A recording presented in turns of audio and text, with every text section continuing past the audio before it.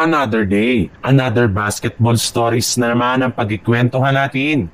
At ngayon nga ay ang pag-uusapan natin ang balitang 3-team trade na pagkuha ng Los Angeles Lakers kay Jrue Holiday. At ang balitang pagkuha na ng Golden State Warriors kay Nikola Vucevic. Bukod nga sa pagre-recruit ni Luka Doncic ng mga bagong players, ay nakafocus rin naman nga sila sa pagpapapayat at pagpapakondisyon ng kanyang pangakatawan. In fact, hindi nga kagaya ng mga nagdaang taon niya sa NBA ay nasa best shape na nga ito sa kanyang karir. Kita sa mga nagsilabasang litrato at video nito sa social media. Maliban rin nga kina Aiton at Smart, ay susubukan rin naman nga daw ni Luka Doncic na sunod na i-recruit si Jrue Holiday papunta sa Lakers. Pero hindi rin naman nga ito magiging madali since kakailanganin nga nila dito na i-offer ang kanilang mga players na sina Dalton Kenick, Maxi Kleber at maging si Rui Hachimura.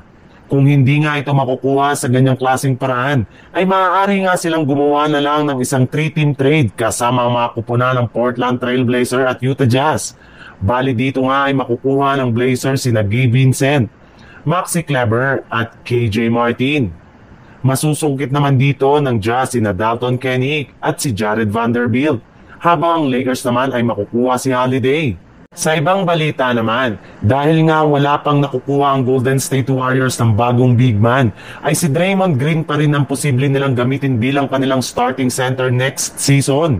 Ngunit agad rin naman nga tumutol sa ideya ito si Draymond, matapos niyang sabihin sa kanyang podcast na kahit anuman nga daw ang mangyari ay ayaw na nga daw niya na maglaro ng center position sa GSW. Nakokompromiso nga daw po nito ang kanyang naiambag gayong imbis nga na makatulong pa siya ng maayos sa kanyang opensa at depensa ay napipilitan nga siya na makipagbanggaan sa mga malalaki at batang big man.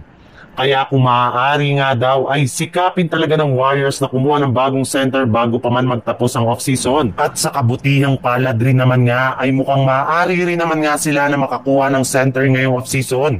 Sa katauhan ni Nikola Vucevic na binabalakan ng i-buy out ang kontrata ng Chicago Bulls ngayong araw.